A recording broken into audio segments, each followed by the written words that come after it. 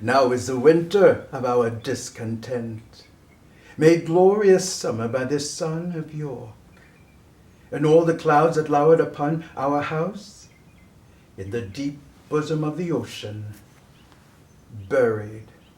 Now are our brows bound with victorious wreaths, our bruised arms hung up for monuments, our stern alarums changed to merry meetings, our dreadful marches to delightful measures. Grim visage war hath smoothed his wrinkled front.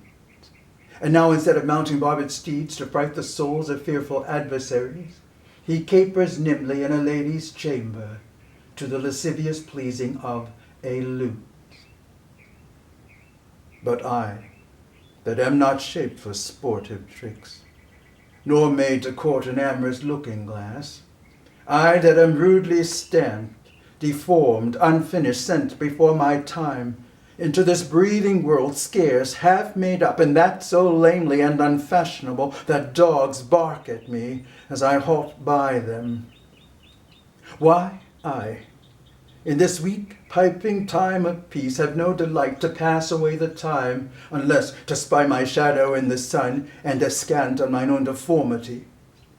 Why, love forswore me in my mother's womb, and for I should not deal in her soft laws, she did corrupt frail nature with some bribe, to shrink mine arm up like a withered shrub, to make an envious mountain on my back, to shape my legs of an unequal size, to disproportion me in every part, like to a chaos or an unlicked bear-whelp that carries no impression, like the dam.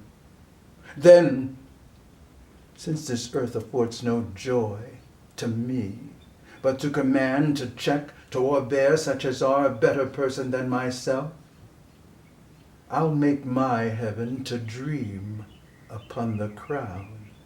And whilst I live, to account this world but hell, until this misshaped trunk that bears my head be round impaled with a glorious crown.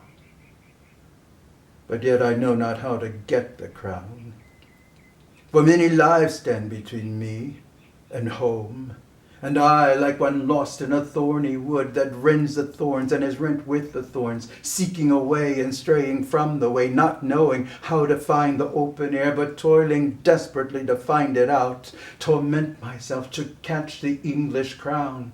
And from that torment I will free myself, or hew my way out with the bloody axe. Plots have I laid, inductions dangerous, by drunken prophecies, libels, and dreams, to set my brother Clarence and the king in deadly hate, the one against the other. Why, I can smile, and murder whiles I smile, and cry content to that which grieves my heart, and wet my cheeks with artificial tears, and frame my face to all occasions. I'll drown more sailors than the mermaid shall. I'll play the orator as well as Nestor, deceive more slyly than Ulysses could, and like a Sinon, take another Troy. I can add colors to the chameleon, change shapes with Proteus for advantages, and set the murderous Machiavel to school. Can I do this, and cannot get a crown?